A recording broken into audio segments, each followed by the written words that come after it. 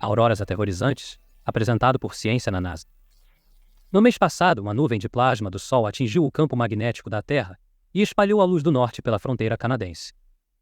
Nos Estados Unidos, espectadores atordoados viram auroras vermelho-sangue tão ao sul quanto Alabama, Geórgia e Texas. Para muitos observadores do céu, foi um evento único na vida. No planeta chamado Corot 2b, isso pode acontecer quase todas as noites. Localizado a cerca de 880 anos-luz da Terra, o gigante gasoso é rotineiramente atingido por erupções solares de raios-x 100.000 vezes mais fortes do que qualquer coisa que vivenciamos na Terra. Além disso, o planeta atingido orbita sua estrela 97% mais perto do que a Terra orbita o Sol.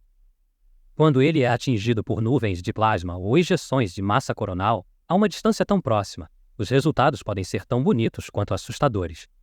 Corot 2b provavelmente tem auroras visíveis em todas as latitudes, até mesmo no extremo sul do planeta, diz Scott Walk, do Observatório Astrofísico Smithsonian, em Harvard. Walk simula o que sistemas como esses poderiam experimentar usando dados do Observatório de Raio-X Chandra da NASA. As luzes seriam lindas de ver, ele especula. Isto é, pelos poucos segundos que um humano poderia sobreviver lá. As explosões solares da estrela-mãe são tão poderosas que realmente detonam parte da atmosfera do planeta. Cerca de 5 milhões de toneladas de matéria a cada segundo, diz Walk. Isso pode dotar Corot de uma longa cauda de cometa, chicoteando através do brilho auroral. Ninguém sabe ao certo, no entanto, porque o planeta está muito longe. Apesar de sua tremenda perda de massa, o planeta não corre perigo imediato de evaporar. Corot 2b está perdendo cerca de 150 milhões de bilhões de quilogramas por ano. Parece muito, mas é apenas uma gota no oceano para um planeta mais massivo que Júpiter. Ele poderia sustentar tal erosão por milhares de bilhões de anos. Corot 2b recebe seu nome estranho da espaçonave que o encontrou, o satélite de Convections, Rotation and Planetary Transits da Agência Espacial Francesa, Corot, para abreviar. Um grupo de astrônomos liderados por Sebastian Schröder, da Universidade de Hamburgo, na Alemanha, conduziu recentemente um estudo detalhado do sistema Corot, usando o Chandra e o telescópio muito grande do Observatório Europeu do Sul. Os resultados sugerem que Corot 2b tem uma mão em alguns de seus próprios problemas. O planeta, em parte, causa as explosões.